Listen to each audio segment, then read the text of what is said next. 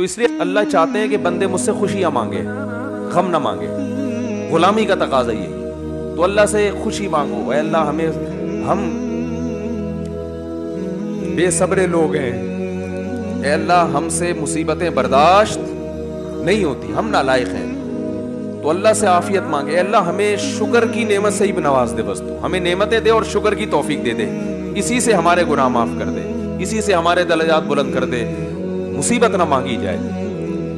تو مانگنا تو اللہ سے یہی چاہیے بھائی، اور واقعی ہم اہل نہیں ہیں، لیکن اگر اللہ کی طرف سے کوئی مصیبت آ گئی ہے تو اس کو بھی نعمت سمجھو۔